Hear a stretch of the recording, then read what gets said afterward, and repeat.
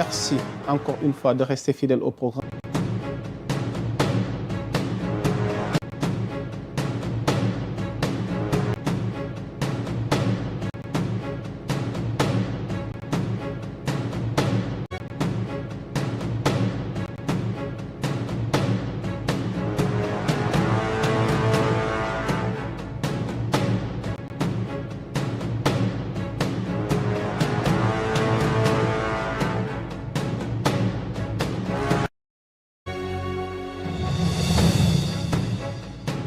Merci encore une fois de rester fidèle au programme de Sénégal 7, l'actualité à temps réel. mbokk yi yéen ñu ñuy seetaan ci àddina wërngal këpp ñu ngi leen di nuyu di leen jox seen wàccuwaay di leen baalu ak amaat nañ mbégte mbokk yi dellu siwaat ak yéen fii ci bésu 31 décembre gi ngir amal tey benn plateau gu inédit ndax mercredi la dëppool te xam ngeen les mercredis de Serigne Saliou Gueye ngir tàggatoo ak yéen ci at mii nu génn nag mu fas yéene sëkk ak ñun tey à cœur ouvert ngir ñu dikkaat ci at mi bëri na ay fait yu marqué at mi waaye bëri na xew-xew yi nga xamante ni tamit xew na ci réew mi mu daan ci def ay njàngat tey nag dañ bëgg a def rétro goo xamante ni point par point détail par détail ànd kook suñuy naataango yi nga xamante ni ñoom ñooy yoor ñu ngi leen di nuyu di leen baalu ak di leen jox seen wàccuwaay ndax saa su ne illustration yi ci quotidien bi def ci am solo ndax liggéey gi sotti ceeg def ci la kon ñu ngi leen di nuyu di leen jox seen wàccuwaay. xaar lañ ñu incha allahu rabbi ci biir waxtaan wi ci ay maanaam yu doy waar daal xam naa ni daal dinañ ko sëkkate ak moom kilifa gi mais laataa ñu koy jox kàddu gi mu nuyu yéen dañuy nuyu comme niñ koy baaxoo di defee saa su ne kilifa diine yi ci réew mi di nuyu kilifa aada yi di nuyu waa jàngu bi di bàyyi xel ñi caabi féete gannaaw di bàyyi xel ñi tëdd ci hôpitaux yi di bàyyi xel ñi nga xamante ni ñoom ñoo nekk ci xat-xat kon mbokk yi ñu tàmbali incha allahu rabbi ci jotaay goo xamante ni dina amati solo ak Serigne Saliou Gueye alors kilifa gi on est à la fin de l'année bi at mi tàmbaleeg bésu tey ji bëri na li fi xew jotaay yiñ fi amal tey nag ñu fas yéene tëj at mi ak yow à cœur ouvert waaye tamit ci beneen facette goo xamante ni tey incha allah ñi ñuy seetaan fas yéene nañ ko découvrir ci yow kon ñu ngi lay nuyu di la dalalati fii ci sa kër di Sénégal 7 Serigne Saliou Gueye. jërëjëf yaa Moussa maa ngi lay nuyu di la sant la gërëm jox la sa wàccuwaay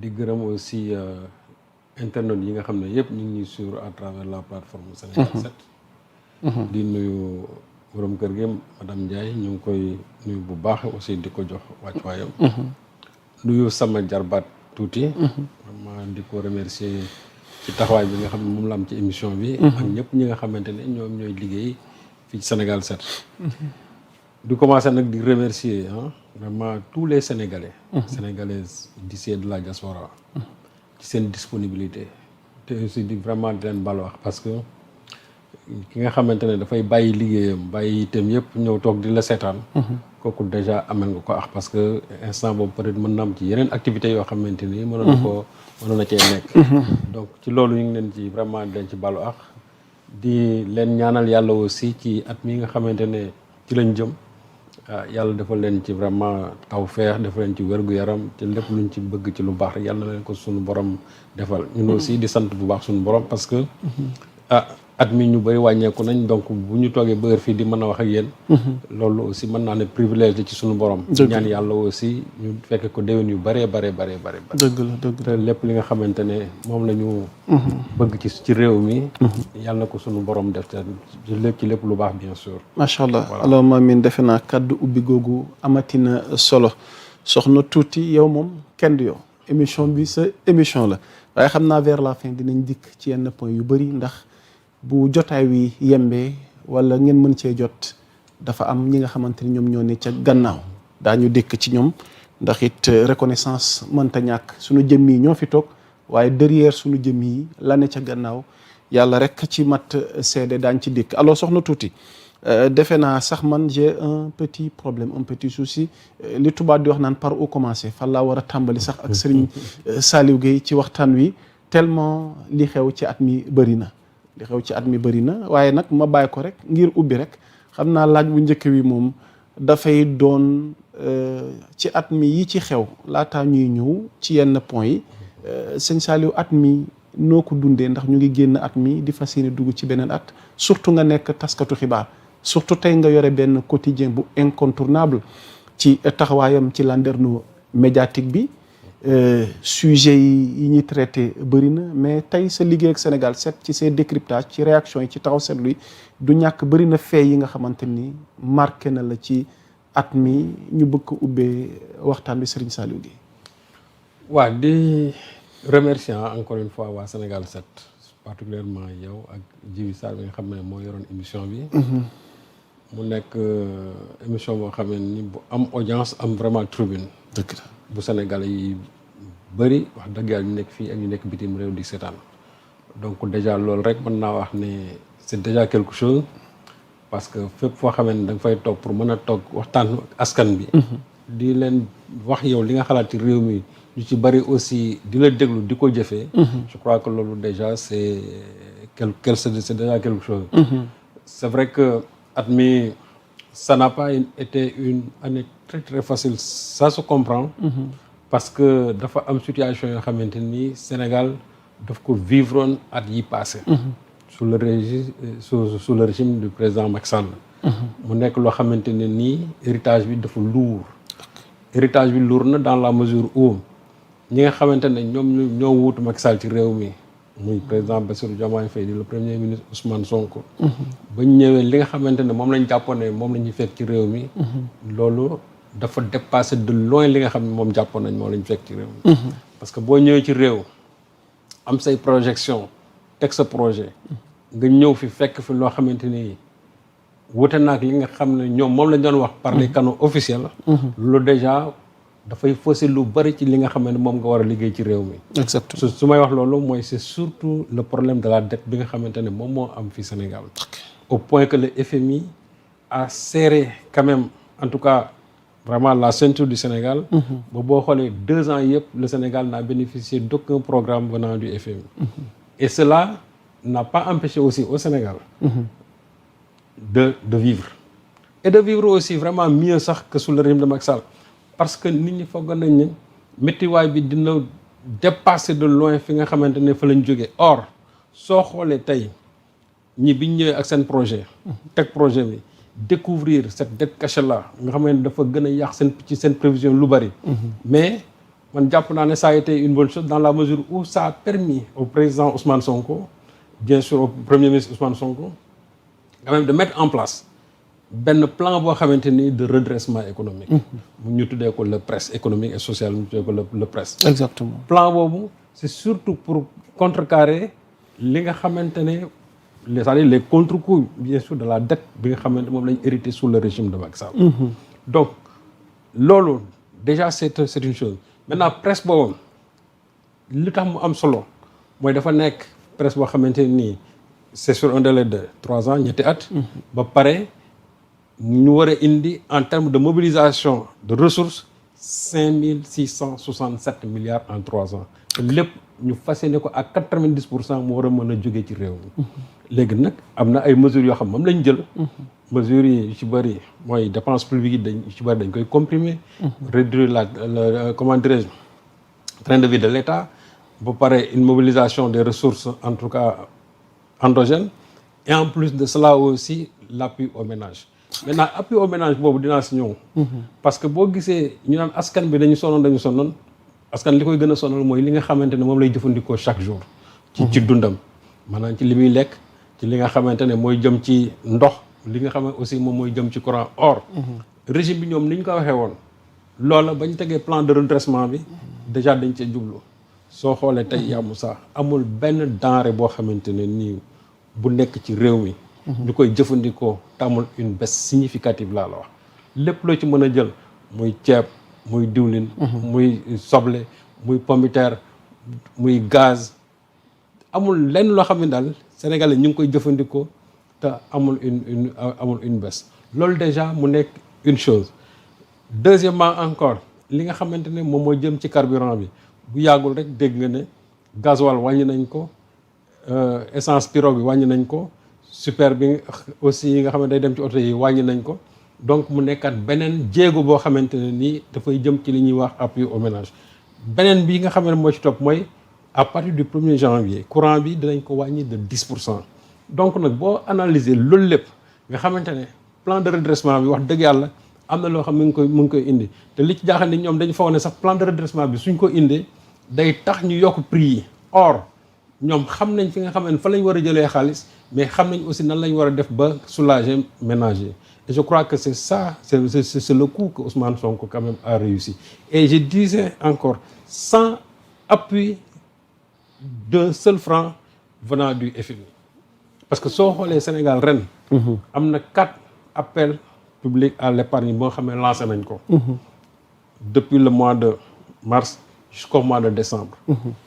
boo xoolee 4 appels appel à appels yooyu yëpp. indil na Sénégal 1779 milliards. dogguma la soxna tuuti à titre d'illustration parce que bi ngay wax sànq moom laa bëggoon appuyer li ngay wax dinañ ci dikk. par rapport à ces maanaam appel public à l'épargne ñu daal di mobiliser 1779 milliards yor def ci taxaw seetlu gu am solo tuuti boo ñu mënee dimbali ci illustration bi 1779 milliards mobilisés hors FMI en 2025. nga tuddee ko ca une yor bi le coup de maître de Ousmane Sonko. On a mobilisé ces fonds sans l'appui ou l'accompagnement du Fonds monétaire international. Yëpp c'est sur le marché régional. C'est sur le marché régional. waaw donc soo xoolee donc moo tax ma ne la. Ousmane Sonko chaque fois bu daan wax pourquoi les gens di focus trop ci FMI. alors que en réalité li nga xamante ne moom la ñu waroon mën a uti FMI mën nañ ko am sur le plan le marché financier régional. donc ñu def 4 appels publics à l'épargne. ñu mobiliser ci 1779 milliards j'ai dit hors FMI or boo xoolee FMI li nga xamante ne ren programme yi li mu lebal ñi nga xam ne ñoo nekk dans les pays de l'UEMOA mais ce n'est rien par rapport ak li nga xamante ne moom la ñuy soxla en termes bien sûr de ressources. ma yëgal ne aussi li nga xamante ne Sénégal moom lay leb loolu aussi c'est sur autorisation de l'Assemblée nationale parce que su fekkee ne da nga def sa projet de budget ba pare li nga xamante ne moom nga am en termes de déficit. Assemblée nationale moom moo lay autorisé pour nga mën a dem lebi ko donc nit ñi aussi il faut qu'il cesse de dire que waa Sénégal dañuy leb non lépp li nga xam ne dañuy leb. sëñ Saliou foofu laa bëggoon ñëw de. il y a prouesse et coup de maître de la part d'Ousmane Sonko. on est d'accord. mais à côté économiquement parlant. la classe politique ak certains analystes économistes yi dañu wax ni sëñ Saliou bu lépp jàllee tam bor la. waaw mais bor la d'accord. mais non. en fait xam nga bor yi yaa Moussa dañu wute. ok xam nga bor yi dañu wute. te li tax ma ne la. xam nga bor bu fekkee ne da nga koy jël di ko dugal ci ay projets structurants bor boobu dafa am loo xam ne daf lay jural. mais su fekkee ne bor la boo xam ne nii dafay dem ci ay dépenses somptuaires en fait bor boobu ça va être du bor bu baax. moo tax la man la c'est-à-dire y a aucun état dans ce monde là boo xamante ne nii amul bor. justement mais ça dépend bor bi tout simplement fa ñu koy dugal. moo tax nit ñi aussi. dañu bàyyi di wax bor la kese. bor yi wute nañ dans la mesure où. d'abord bor bi fa nga koy lebee. parce que su fekkente ne tey da nga dem lebi FMI jàppal ne avec la fluctuation du dollar booy fay aussi toujours loolu da koy suuf. mais su fekkente ne c'est des prêts yoo xamante ni c'est au niveau du marché régional. yow jàppal ne foofu amul benn fluctuation ci monnaie locale bi nga xamante ne yow sa monnaie ci loolu la ngay fayee qu'il y ait fluctuation qu'il n'y ait pas du tout li nga war a fay moom ngay fay. donc nañ bàyyi di wax bor kese la. et en plus de ça.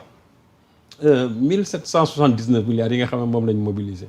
man li ma leen wax naa leen c'est sur autorisation bien sûr de l'Assemblée nationale te soo xoolee Sénégal en 2 ans on a réduit le déficit budgétaire jëlee nañ ko 13 jusqu'à 7.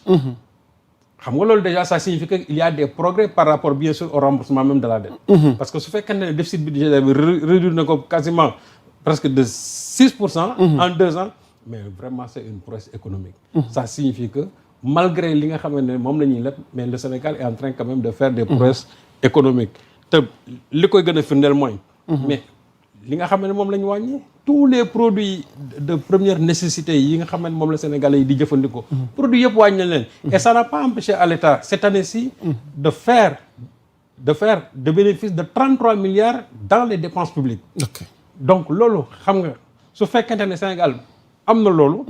malgré ça à côté il y a une baisse significative des prix de première nécessité.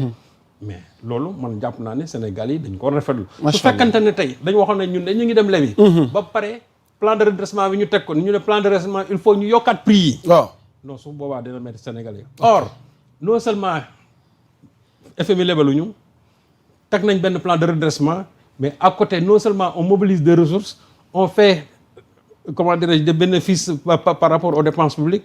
On réduit le déficit budgétaire et en plus aussi il y a une réduction du train de vie de l'État. C'est ce qui signifie que le plan de redressement économique bu Ousmane Sonko teg quand même c'est un plan qui est en train de marcher. C'est ça aussi, et lutte aussi contre la corruption. Parce que boo xoolee sous le régime de Macky Sall ñun li ñu gënoon a rey c'était surtout la corruption. Corruption bi xam nga ne lan la li fay jaar ci xaalis ba xam ne kenn mënu ko contrôler du jeex du xaaj. man mu wax ne aujourd'hui on a vaincu la corruption mais soo xoolee une bonne partie quand même am na lu ci bëri loo xam ne wàññeeku na surtout dans l'attribution même des marchés publics. mu nekk loo xam ne nag Sénégal je crois que war nañ ko rafetlu. mais ñi nga xam ne nag dañuy toog ne mbir mi doxul mais ça se comprend. parce que ña nga xam ne ñooy wax ne doxul ñooña li tax doxul parce que la doon tax muy dox ci seen côté toog muy dox boobu moo fi jeex léegi ñi nga xamante ne guddeeg bëccëg ñu ngi doon jóg di dem di liggéeyi lañ doon am ñu ngi koy am su fekkee ne sax yokkul mais mën naa ne aussi wàññeekul. donc vraiment il faut que ñenn ñi revenir en tout cas à la raison. ñu xam ne dëkk bi dafa am foo xam ne fa lañ ko jëlee. am na foo xam ne ni fa lañ ko yóbbu te ñi actuellement ñi ngi ci yoon boobu te soo xoolee même avec les projections de 2026 di nga xam ne gouvernement bi fi ñu toll nii. am na ay investissements yu bëri yoo xam ne ni dinañ ko def dans beaucoup de secteurs. qui concernent la vie même des Sénégalais. Je crois que ça c'est des choses yoo xam ne ni qu'il faudra vraiment saluer. Il faut dire que y a eu des performances qu'ils ont réussi en moins de 2 ans. En 2 ans. Donc loolu je crois que ku ko rafetlul aussi. vraiment waroo ko ngaañ. Sénégal nag moo métti. de sorte que tey. soo wàññee sax ñenn ñi dañuy mer. mooy ñi nga xam ne arrangé wu leen. parce que am na ñoo xam bu ñu sañoon tey toujours il y a de l'inflation au moins sur les prix. am na ñoo xam tey bu ñu sañoon tey chaque jour ñu ne. nangam ak nangam yokk na ménage yi sonn nañ. or on s'est rendu compte que.